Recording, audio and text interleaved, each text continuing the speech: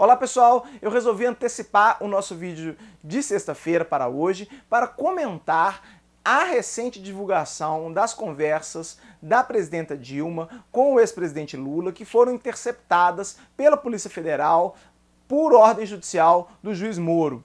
São divulgações graves que comprometem a estabilidade da República e que eu gostaria de dar aí algumas opiniões sobre esse fato, a minha visão jurídica sobre tudo isso que está acontecendo, porque eu imagino que interesse a muitos de vocês. Bom, antes de comentar exatamente os fatos, o que eu gostaria de pedir a todos é muita serenidade quando for analisar essas questões.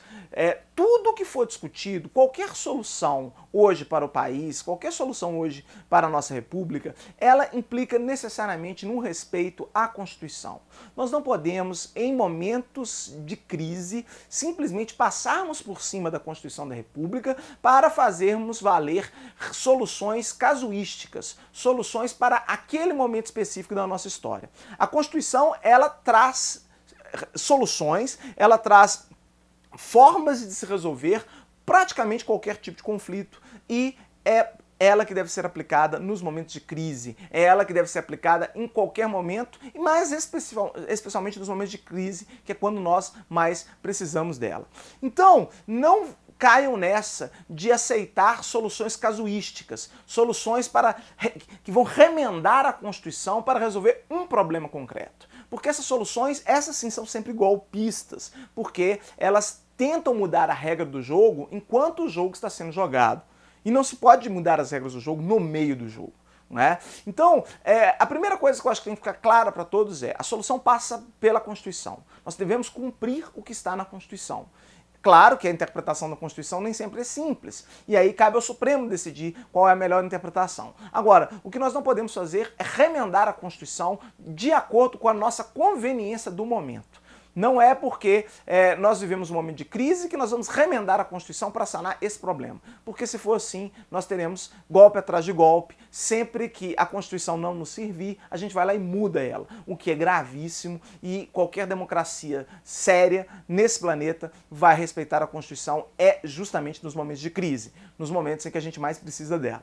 Tá? Então, existe sim o procedimento de impeachment, e ele pode eventualmente ser usado agora. Agora, não me venham com essas ideias de mudar a Constituição, criar um parlamentarismo de momento, de conveniência, criar mudanças no nosso regime político para atender às conveniências do momento. Isso é golpe, isso sim é um golpe descarado. Qualquer alteração da Constituição em momento de crise é golpe, não tenham dúvidas disso. Bom, em relação à divulgação das interceptações telefônicas. Primeiro, me chama muita atenção e me surpreende muito que uma conversa da presidenta da República possa ser vazada assim de forma tão simples e tão fácil. Né? Se nós imaginarmos isso nos Estados Unidos, por exemplo, me parece inconcebível que a Polícia Federal, o FBI nos Estados Unidos, possa grampear uma ligação do presidente Obama. Né? Certamente as ligações do presidente Obama são criptografadas, as conversações são extremamente sigilosas e não deve ser muito fácil de se fazer isso. Infelizmente no Brasil foi fácil. O fato da Justiça Federal estar grampeando o ex-presidente Lula permitiu então que conversas vazassem da própria presidência da República. O que é muito grave e demonstra que o governo brasileiro não tem nenhuma política de segurança de comunicações. Essas comunicações que certamente deveriam ser criptografadas, essas mensagens que deveriam ser extremamente confidenciais, elas ficam à mercê então de um grampo autorizado por um juiz de primeira instância, o que gera evidentemente uma possibilidade futura aí, imensa. Se todo juiz de primeira instância resolver grampear alguém que possa ter contato com a presidência da República, vai ficar realmente complicado e nós teremos sempre instabilidade. Então, seria muito razoável que as comunicações da presidência da República fossem sempre criptografadas. Seria o mínimo que se poderia se esperar e eu realmente me surpreendo que isso não seja assim. Pior, ao que parece, eles utilizam uma linha de telefônica comum de uma operadora comercial de telefonia. O que implica em dizer que não só a Polícia Federal pode ter acesso a isso, mas os próprios funcionários da operadora telefônica podem ter acesso a essas conversas, sim, com uma certa facilidade. As conversas, elas trafegam sem criptografia, então, portanto, se alguém trabalha dentro da operadora, já pode estar ouvindo essas conversas há muito tempo, sem que nós tenhamos notícia disso.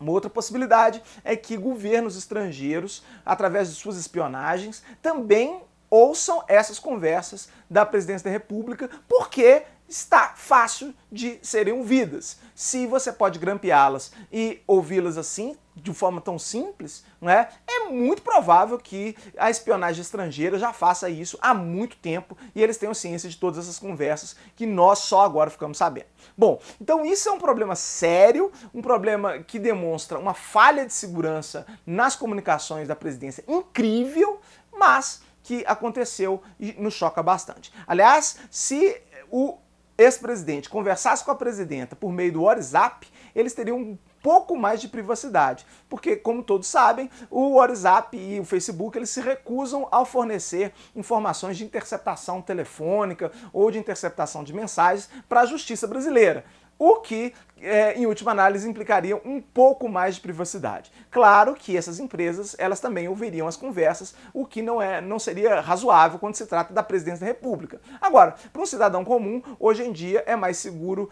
que ele que ele converse por meio de um WhatsApp do que do telefone comum, porque evidentemente é muito mais complicado você interceptar comunicações por meio do WhatsApp do que pelo telefone comum. Bom, mas tirando essa surpresa inicial, então, é preciso ainda comentarmos duas questões que são fundamentais. Primeiro, por que essas informações foram divulgadas pela Justiça? Será que elas não seriam confidenciais? E segundo, o teor delas. Se esse teor ele indica realmente uma gravidade a ponto de nós termos um impeachment, ou é uma conversa normal e não deveria repercutir tanto como tem sido repercutida. Bom, em relação à divulgação da interceptação telefônica, o que eu posso dizer a vocês é que a lei da interceptação telefônica, ela prevê expressamente o sigilo da interceptação. Essas interceptações são uma exceção ao sigilo telefônico e, como tal, devem ser tratadas quando na investigação criminal. É claro que em situações excepcionais o juiz pode determinar a quebra do sigilo telefônico, mas essa quebra do sigilo telefônico é determinada em relação ao judiciário e não à população como um todo. O fato do juiz determinar a quebra do sigilo telefônico não o dá direito de divulgá-la para toda a população brasileira, ainda que eventualmente haja interesse público ou pelo menos curiosidade pública em saber o teor daquelas conversas. Mas o fato é que a lei não permite. A lei fala expressamente que se essas interceptações que foram feitas não tiverem interesse para provar o crime que está sendo investigado, elas precisam ser inutilizadas. A lei fala isso no artigo 9º dela. Não é? Agora, aí vem a grande questão. Se a lei expressamente dispõe em relação a isso e o juiz descumpre isso, ele, evidentemente, está praticando uma ilegalidade. Não é? Ainda que ele fundamente, a justificativa dele é basicamente que ele deu publicidade disso porque há um interesse público em conhecer o teor da conversa da presidenta da República com o ex-presidente. Ora, se essa lógica pegar, então todas as conversas de todos os tempos entre eles deveriam ser sempre gravadas. E aí não haveria privacidade nenhuma. Claro que há interesse público, há pelo menos uma curiosidade pública em saber disso.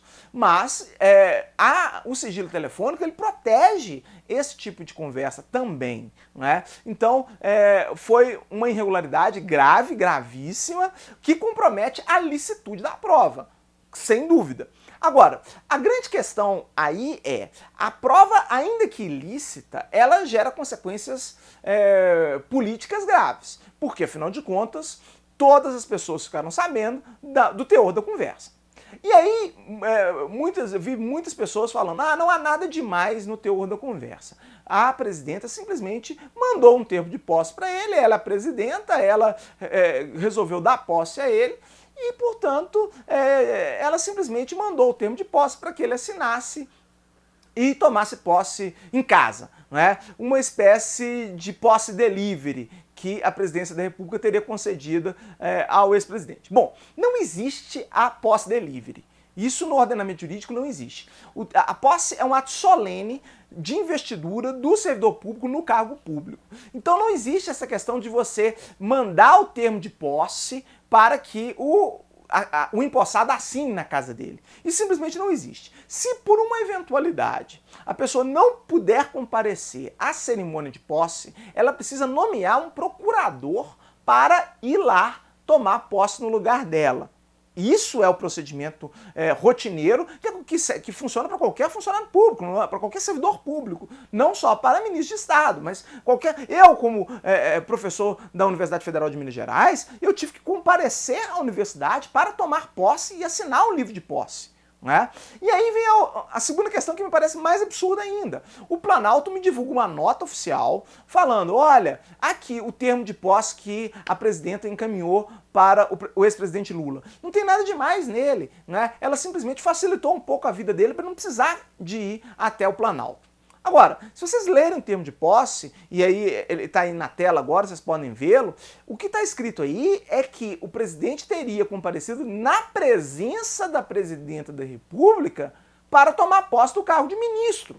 Ou seja, o que está escrito no documento, que seria assinado, felizmente não chegou a ser, ao que parece, pela presidenta, pelo menos, o que está escrito aí é que ela estava o empossado estava na presença dela e tomando posse lá no Planalto. Ou seja, o teor do documento não representa os fatos, o que é muito grave. Extremamente grave, felizmente, pelo menos o que foi divulgado, é que a presidenta não chegou a assinar esse termo de posse.